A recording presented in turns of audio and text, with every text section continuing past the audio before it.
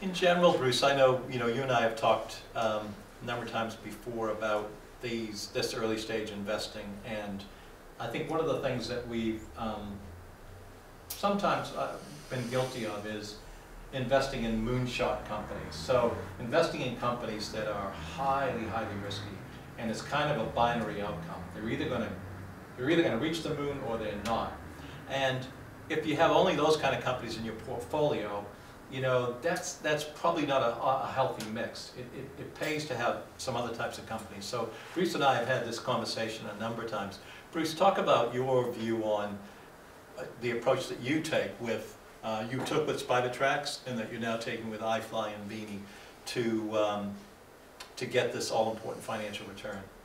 Okay, so I'll share my heretical views, if I may. I was living in the States for a while, 2010, 2011, living in Boulder in Colorado, which is one of the tech centers.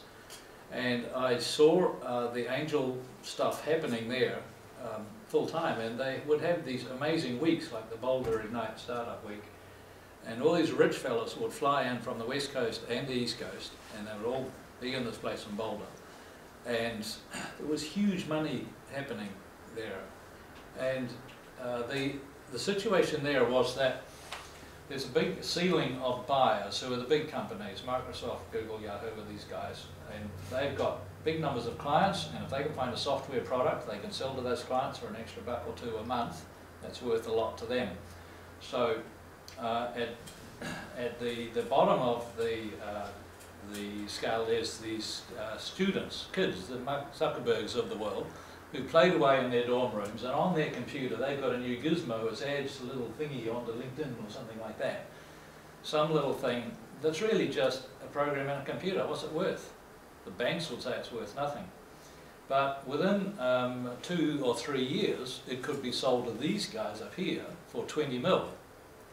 So what's it worth down here? You've got to sort of run your valuation backwards based on, look, it's going to be worth 20 mil then, so maybe it's worth something now. And I saw these guys, these rich guys, would drop $1 million on these kids just because they like the look of the kid. And I thought this might work. It sort of looked a little like horse racing to me. and the way they were going to win was by betting on every horse in the race. So they had to get the winner. But what happened there, the closest thing I've seen to it here, and it's a bit of a standout, is your green button one. And that actually did sell to Microsoft.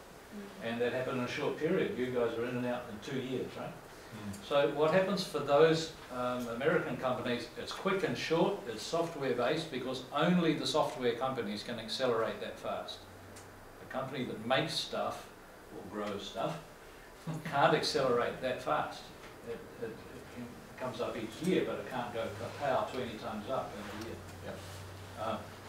So they tended to be just those software companies. The failure rate was horrendous, but it was a very dynamic space. I only observed it. I wasn't trying to be in there. We had the company Spider Tracks we were running there in America at that time. But when I came back to New Zealand and I got in touch with Enterprise Agent, and I looked at what was happening here, and I said, look, you can't just take that American model and apply that to the New Zealand economy, especially if it's a business that requires something to be built, because manufacturing cannot grow that fast. So it doesn't mean that these New Zealand sort of companies that are growing stuff or making stuff, it doesn't mean that they're bad investments, but don't expect them to be like the American software plays, going kapow in 2 years. And change your expectation, expect that it's going to run over 5 or 7 or 10 years. And when it's running over 5 or 7 or 10 years, a whole lot of new stuff comes up. Well, you've got to have succession plans, you've got to building a business steadily. Americans aren't worried about building a business, they're just going kapow. No business needs to be built, there's only half a dozen guys in a room. So a whole lot of stuff becomes different in New Zealand. The American one is nothing's happening until the exit.